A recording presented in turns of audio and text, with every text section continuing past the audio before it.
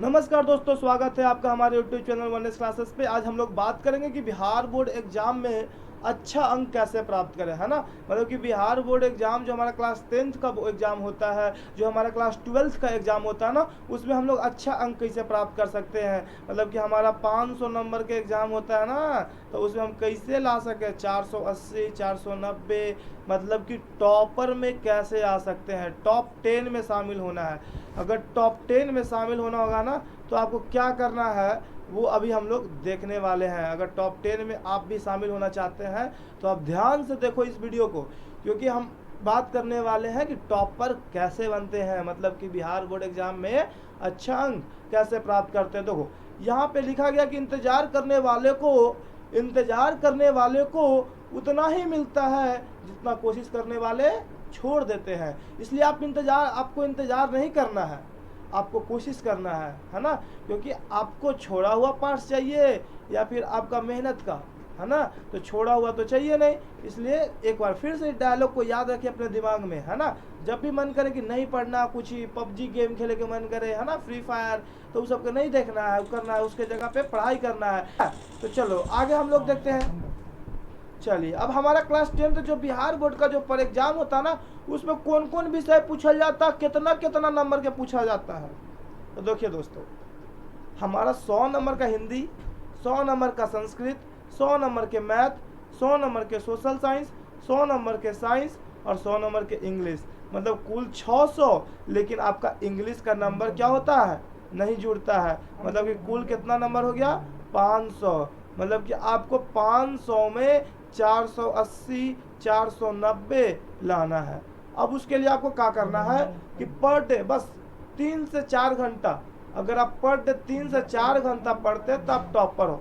अब कैसे, हम हिंदी जो हमारा सब्जेक्ट है ना, उस पर मात्र आपको 30 मिनट पढ़े की आवश्यकता है पर डे 30 मिनट जो लेकिन हिंदी पढ़ लिया ना, उसका हिंदी एक साल में बढ़िया हो जाएगा। अब कैसे हो जाएगा देख लो भाई, एक साल में कितना दिन, 365, है ना, 365 अब दिन। अब बताओ कि आप रोज आधा घंटा भी पढ़ते हो, तो कम से कम अगर छुट्टी उट्टी काट उट भी दे, 65 दिन मान लेते कि तुम नहीं भी पढ़ोगे, तब भी 150 घंटा हिंदी पढ़ेगा। अब बताओ कि लइकन जो 150 घंटा हिंदी पढ़ेगा, अगर हिंदी का सिलेबस कंप्लीट नहीं होगा, हिंदी के सिलेबस मुश्किल से 12 से 18 घंटा, मतलब अगर लइकन पढ़ लेना तो कंप्लीट सिलेबस रिवाइज हो जाएगा। अब बताओ कि तुमको हिंदी पढ़े लगी एक साल में कितना मिल जाता, 150 घंटा। अब कैसे नहीं क्लियर हो सकता हिंदी, हो सकता है ना। अब देखो दूसरा कहा संस्कृत। अब संस्कृत में के नंबर के 100 नंबर, है ना। अब इसमें भी बस 30 मिनट पढ़े की आवश्यकता है पर डे। मतलब कि हिंदी संस्कृत मिला के नंबर कितना, 200 नंबर। अब 200 नंबर लगी पढ़ना कितना पर डे, मात्र 1 घंटा। कितना, 1 घंटा अगर रोज कोई लइकन हिंदी संस्कृत पढ़ लेता है, तो ओकरा हिंदी संस्कृत में मिला के हम गारंटी कहते हैं कि 198 से कम नहीं आवेगा। मतलब कि दोनों विषय में 99 आवे के 100% गारंटी है, बशर्ते रोज 1 घंटा हिंदी संस्कृत पढ़े। इसके अलावा तीसरा जो हमारा सब्जेक्ट है ना, वो मैथ है।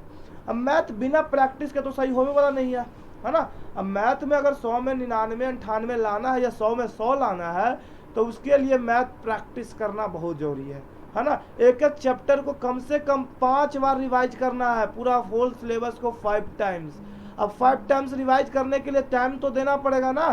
तो मैथ में कम से कम पर डे 1 से 1.5 घंटा, 1 से 1.5 घंटा अगर पर डे मैथ में टाइम देता है लेकिन, तो उसका मैथ एकदम सही हो जाएगा। एकदम जो कहते हैं ना, हाई स्पीड बुलेट गाड़ी के तरह, एकदम साइकिल की तरह नहीं, बैलगाड़ी की तरह नहीं रखना है मैथ। अगर बुलेट गाड़ी की तरह मैथ बनाना, तो कम से कम 1 से 1.5 घंटा रोज मैथ प्रैक्टिस करना है। मैथ बिना प्रैक्टिस के होने वाला चीज़ नहीं है। मैथ ऐसा होना चाहिए ना कि क्वेश्चन देखे, आंसर याद आ जाए, दिमाग में सॉल्यूशन छप जाना चाहिए कि हाँ एक सॉल्यूशन ऐसे होगा। बस कोई तो लंबा क्वेश्चन है, एकदम क्वेश्चन पढ़ते के साथ याद होना चाहिए कि हाँ एक आंसर सीधे पता हो, सॉल्यूशन करे या ना करे, आंसर हमारा याद होना चाहिए। इस तरह से मैथ को रिवाइज कर लेना है 5 टाइम्स। कोई भी मैथ को अगर 5 टाइम्स याद करेंगे तो वो याद नहीं हो जाएगा। अब बताओ लेकिन, अब तो तुम्हारे जो बाबूजी के नाम, अब लेकिन पापा के नाम भुलाता है नहीं, काहे नहीं भुलाता भाई, ताकि पापा के नाम बार बार रिपीट होता रहता है ना। तो उसी तरह से मैथ को भी बार बार क्या करना है, रिपीट, तब ना मैथ नहीं भुलाओगे। जितना फार्मूला है, जितना थ्योरी है, जितना न्यूमेरिकल, सब के एकदम सॉल्यूशन करना है, प्रैक्टिस करना है। जब तक प्रैक्टिस नहीं करोगे, जब तक सॉल्यूशन नहीं करोगे, तब तक कुछ होगा नहीं होगा। इसलिए मैथ पे ज़्यादा फोकस, तभी टॉपर। जो बच्चा के मैथ खराब है वो बच्चा कभी 450 नहीं ला सकता है, ये 100% गारंटी है। कोई 400 ले आया है तो 22 लाख ऐसे नहीं ला सकता कोई कि कहे कि हमारा मैथ खराब है, हम मैथ में 30 नंबर लावेंगे और 450 पार कर देंगे, टॉपर बन जाएंगे, ये संभव नहीं है। ठीक है ना, इसलिए मैथ पे ज़्यादा फोकस करो। इसके अलावा क्या है हमारा, तो इसके बाद हमारा जो सब्जेक्ट है सोशल साइंस। अब देखो सोशल साइंस के कहना कि सिलेबस बहुत बड़ा है ना, सोशल साइंस के सिलेबस इतना ज़्यादा बड़ा है, लेकिन उसको क्या करना है, सिलेबस सोशल साइंस के भले बड़ा है, उस तरह से हमको नहीं पढ़ना सोशल साइंस। सोशल साइंस के क्वेश्चन बैंक उठाना है, और क्वेश्चन बैंक को एक बार पूरा एकदम बढ़िया से, पहले तो चैप्टर को एक बार लाइन बाई लाइन पढ़ो, क्वेश्चन सर याद करने के चक्कर में नहीं रहना है। सोशल साइंस के किताब को पढ़ना है। जब तक किताब जो बच्चा नहीं पढ़ेगा और सोशल साइंस बढ़िया नहीं होने वाला है।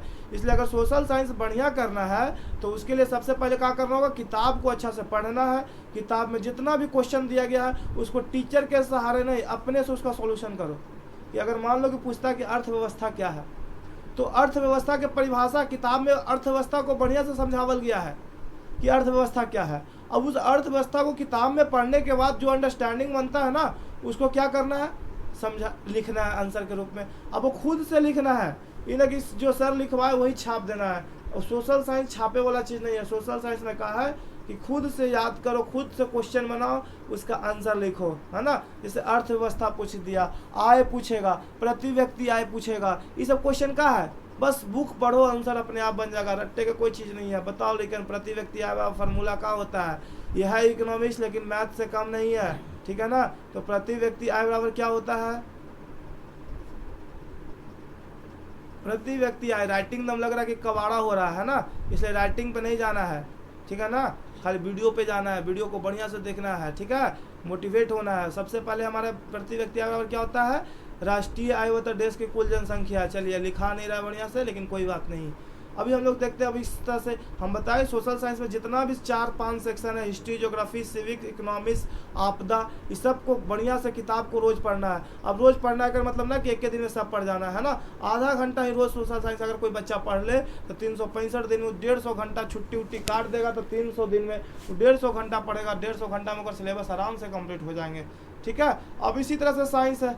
अब साइंस तो बस समझ के याद कर लेना है ना, फिजिक्स, केमिस्ट्री, बायोलॉजी। अब इसको बढ़िया से अंडरस्टैंडिंग करके क्वेश्चन प्रैक्टिस करो। जितना ज़्यादा क्वेश्चन प्रैक्टिस करेगा उतना ज़्यादा बेहतर है, ठीक है। इसके बाद इंग्लिश। अब इंग्लिश तो बिहार बोर्ड के लेकिन के पता कि क्या हाल होता है, इंग्लिश तो बस पास करना जरूरी है, 30 नंबर लाए आओ, इंग्लिश में काम हो गया। लेकिन 30 नंबर लाने से नहीं ना होगा, मतलब हमको टॉपर बनना है तो इंग्लिश में भी बेहतर नंबर लाना होगा। अब बेहतर नंबर इंग्लिश में कैसे आवेगा, जब मेहनत करेंगे तब ना। हमारा इंग्लिश में पूरा क्लियर होना चाहिए। अब बिहार बोर्ड का लेकिन तो सबसे बड़ी बात ये होता है कि उसको इंग्लिश पढ़ ही नहीं आता है, इंग्लिश समझ ही में नहीं आता है ना। तो उसके लिए इंग्लिश पे थोड़ा ज़्यादा फोकस करना होगा। बिहार बोर्ड का लेकिन ये कम ही करता है कि इंग्लिश पे ज़्यादा फोकस नहीं करता है, आगे चल को उसको इंग्लिश ही मार खा जाता है। इसीलिए बिहार बोर्ड का लेकिन आगे कोई बढ़िया चीज़ तैयारी नहीं कर सकता। अगर कोई मेडिकल की तैयारी करना चाहता है, नीट की तैयारी करना चाहता है, IIT करना चाहता है, इंजीनियरिंग करना चाहता है, तो ये सब करने के लिए इंग्लिश ज़रूरी है।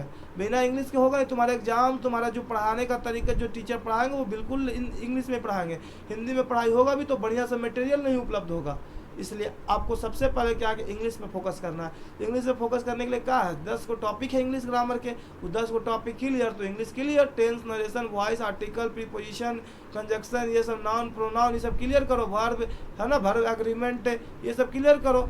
इतना बस टॉपिक क्लियर हो जाएगा, इंग्लिश भनाभन हो जाएगा, है ना, तब एक्सपर्ट हो जाओगे इंग्लिश का।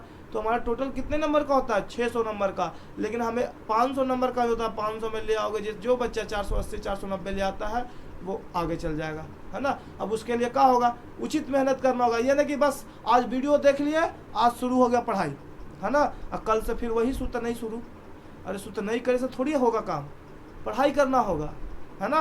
अब पढ़ाई करना कंटिन्यूटी, ये ना कि पढ़ाई कर रहे हैं, आज पढ़े कल शादी है, होकर चल भोज में चल गए, है ना। अभी लगन के समय है तो पूरा आजकल भोज चल रहा है लड़कन के, तो उसे भोज करे से नहीं ना होगा। पढ़े के समय में पढ़ाई करना है, भाड़ में जा पूरी और भाड़ में जा जलेबी, है ना। कोरोना वरोना के चक्कर में और लड़कन का डायलॉग आजकल चल गया है कि भाड़ में जाए कोरोना, हमारे तो आज से लगन के पूरी शुरू हो गलो, है ना। लगन के पूरी नहीं चलना चाहिए, चलना चाहिए एक लिमिट में, है ना। अब यही ना कि लगन है तो रोज के रोज जा रहे पुड़िया खाए, तो वही वाला हाल हो कि पुड़िया ना मिल लो जी, तो पुड़िया के जगह यहाँ पे नंबर 1 ना मिलता जी, तो दिक्कत हो जाता है ना। यहाँ पढ़े के है। चलिए आगे बढ़ते हैं।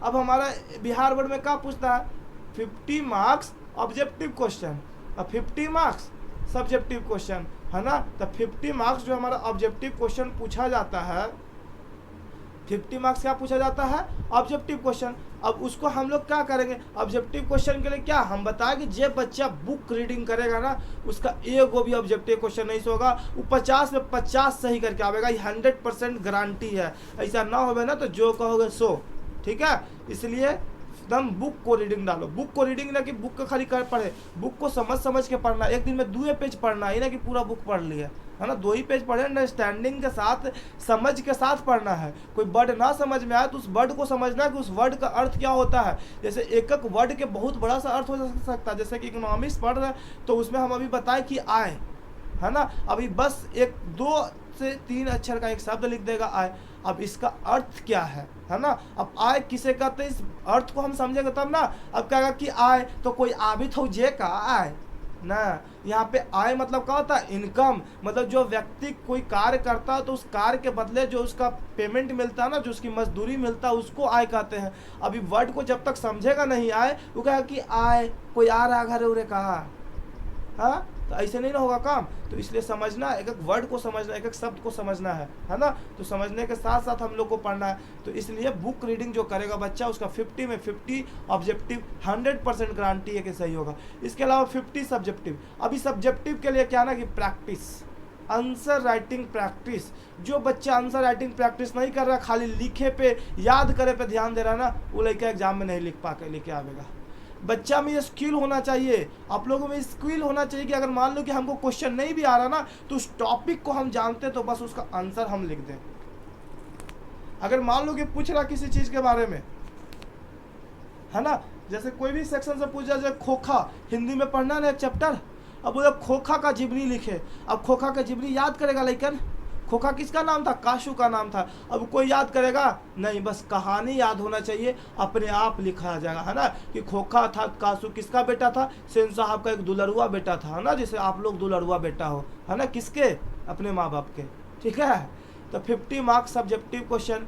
अब इसको कैसे बढ़िया हो सकता है, आंसर राइटिंग से। अब दोनों का ट्रिक हम बता चुके हैं। जो 50 मार्क्स ऑब्जेक्टिव क्वेश्चन है, वो बुक जितना रीडिंग करोगे ना उतना ही अच्छा होगा। और जो हमारा 50 मार्क्स सब्जेक्टिव क्वेश्चन है, वो आंसर राइटिंग करने से अच्छा होगा। मतलब कि क्वेश्चन लिख लेना, उसका आंसर लिखना, अपने आप से छापना नहीं है। छापने की प्रक्रिया करोगे ना तो छापते रह जाओगे, एग्जाम में भी छापे पड़ जाएगा, ठीक है। तो इसलिए हमने यहाँ पे लिखा भी है कि मात्र प्रतिदिन 4 घंटा पढ़कर। अब प्रतिदिन 4 घंटा मतलब ये ना कि एग्जाम आ गया और शुरू करिए 10 दिन पहले 4 घंटा पढ़ कर टॉप कर जाएंगे, तो ये नहीं हो सकता है। अभी से आपको शुरू करना होगा। अभी से अगर बच्चा कोई 4 घंटा भी पढ़ता है तो 300 दिन मान लेते हैं, 65 दिन मान लेते हैं कि वो पूरी खाए में ले जाए, है ना, लगन में चल जाए, दोस्त उसके ब्याह में चल जाए, तो वो सब छोड़ छाड़ के मान लेते हैं, पूरी नौता उता छोड़ उड़ के भी। तो 300 दिन, अब 300 दिन में 4 घंटा पढ़ेगा था, लेकिन 1200 घंटा पढ़ेगा। अब बताओ तो 1200 घंटा कितना होता है। एक लड़कन जो यूपीएससी के तैयारी करता ना है, ओकर टोटल क्लासेस के ड्यूरेशन कितना होता है, 500 घंटा। 500 घंटा में लड़कन यूपीएससी क्रैक कर दे रहा है। तुम 1200 घंटा में बिहार बोर्ड नहीं टॉप करोगे, अरे तुम ही टॉपर हो, पहले पढ़ना शुरू करो 4 घंटा, ठीक है ना। 4 घंटा पढ़ना प्रतिदिन, अभी ना कि लगातार 4 घंटा, 1 घंटा पढ़ लिए, उधर जाके फिर दोस्त यार जोड़े घूम लिए, गली में बैठ गए, है ना, बात उत कर लिए, कोई है तो ओकरों से बात कर लिए, ओकर बाद फिर से 1 घंटा पढ़ना है, फिर दूसरा घंटा पढ़ो। लगातार नहीं पढ़ना, लगातार पढ़े से क्या हो जाएगा, बाउंस मारेगा। चलिए आगे हमारा क्या है, देखो इस देश के सबसे अच्छा दिमाग का ना क्लास के लास्ट बेंच पे बैठता है। मतलब तुम लोग, हमको पता है कि एकरा में से जब वीडियो देख रहा है ना, ओकरा में से 90% लड़कन तो क्लास के लास्टे बेंच पे बैठता है ना। अब लास्ट बेंच पे बैठे वाला का है, सबसे अच्छा दिमाग वाला। तो तुम लोग के पास भी अच्छा दिमाग है, तो फोड़ डालो, है ना। फोड़ डालना कोची, बिहार बोर्ड एग्जाम, है ना, माथा नहीं। चलो, तो क्या आप तैयार हो टॉपर बनने के लिए? तो सोचो नहीं, शुरू कर दो, है ना। क्या पढ़ाई, पबजी नहीं, ठीक है। तो शुरू करना है जल्दी से, ठीक है। यहाँ पे ढेर सारा लड़कन के देखते हैं पबजी खेल रहा है, अभी हम रिकॉर्ड भी कर रहे थे, कई सारा लड़कन खेल रहा है पबजी, है ना। तो लोगों को प्यार की ज़रूरत कभी कभी होती है। देखो दोस्तों, ये जो लाइन है ना, ये बहुत तगड़ा लाइन है। अब एक में से ढेर सारा लड़कन की प्रॉब्लम है, ये वाला बोलेंगे हम नहीं, सर्किल करेंगे, ठीक है। अभी प्रॉब्लम, ये जो सॉल्यूशन है ना, ये लड़कन के होना नहीं चाहिए। 13 to 19 मतलब ये ना कि 20-21 वाला के लिए लागू नहीं है, लागू है, ठीक है। तो प्यार की ज़रूरत क्या होती है, कभी कभी होता है, लेकिन पैसा की ज़रूरत क्या होता है, हर पल। अगर आपके पास पैसा नहीं है तो आपका प्यार भी आपके पास नहीं होगा, ठीक है। तो इसलिए पढ़ाई पे ध्यान दो, पढ़ाई करोगे अपने आप प्यार मिलते जाएंगे। प्यार केवल वही नहीं होता, माँ बाप का भी प्यार होता है, दोस्तों का भी प्यार होता है, भाई बहन का भी प्यार होता है, ठीक है ना। तो इसलिए पढ़ाई पे ध्यान दो, क्योंकि लोगों को प्यार की ज़रूरत कभी कभी होता है ना, लेकिन पैसा क्या है, पैसा की ज़रूरत पल पल होता है। पैसा की जगह यहाँ पे ज्ञान भी लिख सकते हैं, लोगों को ज्ञान की भी ज़रूरत पल पल होता है। अब ज्ञान, अब पैसा कहाँ से आवेगा, नॉलेज से। पैसा सब थोड़ी कमा सकता है, पैसा कमाने के लिए भी ज्ञान चाहिए। अगर ज्ञान नहीं होगा तो पैसा नहीं कमा सकते हो, ठीक है। इसलिए अगर बढ़िया भविष्य बनाना है ना, तो वर्तमान पे फोकस करो। अगर कोई कहता है कि हमको ये डॉक्टर बनना है, इंजीनियर बनना है, अच्छा भाई डॉक्टर बनना है, इंजीनियर बनना, बन लेना। पहले अभी तुम्हारा टारगेट क्या होना चाहिए, छोटा सा टारगेट रखो कि अभी हमको बिहार बोर्ड क्रैक करना है। अब जब हम बिहार बोर्ड क्रैक कर लेंगे ना, तब हम सोचेंगे कि आगे हमको 12th क्रैक करना है, फिर सोचेंगे डॉक्टर मेडिकल क्रैक करना है, या इंजीनियरिंग क्रैक करना है, या यूपीएससी क्रैक करना है, ठीक है ना। छोटा छोटा मकसद लेके चलना, उसके बाद अपने आप बड़ा मकसद पहुंचते जाएगा, ठीक है। तो इसलिए सबसे पहले आप बिहार बोर्ड पे फोकस करो, एग्जाम पे, जो जिसका भी एग्जाम 10th-12th का है वो एग्जाम पे फोकस करें, है ना। चलिए, तो आगे हम लोग देखते हैं आगे। अब तो कुछ तो सीखे मिला होगा ना, ये ऐसी वीडियो बना दिए थे, कुछ 6 मिनट का है, ठीक है ना। तो इस पे सबसे पहले क्या करो, अब तुमको मोटिवेशनल वीडियो चाहिए, क्लास 10-12 के पूरा एकदम थियोरिकल, है ना, objective, line by line explanation, ये सब चाहिए कि नहीं चाहिए। तो ये सब चाहिए तो चैनल के सब्सक्राइब करेगा तब ना मिलेगा। तो सबसे पहले चैनल के सब्सक्राइब कर दो, उसके बाद जितना भी तुम्हारा दोस्त है जो क्लास 10, 11, 12, 9th में पढ़ता है, सबके साथ शेयर करो, है ना, क्योंकि वो सब भी बढ़िया नंबर ला सकेगा। बताओ, तुम डॉक्टर बन जाएगा और तुम्हारा दोस्त ठेला चलावे, सही लगेगा? नहीं ना। तुम्हारा दोस्त सब्जी बेचे, सही लगेगा? नहीं। इसलिए अपना दोस्तों के शेयर करो, कम से कम वो सब तो बन जा कुछ। तुम डॉक्टर बनेगा तो कम से कम ओकरा कंपाउंडर भी तो बना लो। उसके बाद क्या करना है, कमेंट करना है ना, कि कौन सा टॉपिक ज़्यादा समझ में नहीं आता है, ठीक है ना, कौन सा टॉपिक में ज़्यादा डाउट होता है। जिस टॉपिक में ज़्यादा डाउट है, जो टॉपिक ज़्यादा नहीं समझ रहा है, उस टॉपिक को कमेंट करो, उस टॉपिक में जल्दी वीडियो आएगा, है ना। उसके बाद वीडियो को क्या कर देना है, लाइक कर देना है। और जो हमारा बेल आइकन है, सब्सक्राइब करने के बाद क्या होता है, एक बेल आइकन मिलता है, अब उसको भी दबा देना है, क्योंकि बेल आइकन नहीं दबाओगे तो हम वीडियो डालेंगे नोटिफिकेशन जेबे नहीं करेगा, तो फायदा होगा तुमको? नहीं फायदा होगा। इसलिए नोटिफिकेशन के लिए बेल आइकन को दबा दो, ठीक है दोस्तों। गुड बाय, और तैयारी में लगे रहो, ठीक है।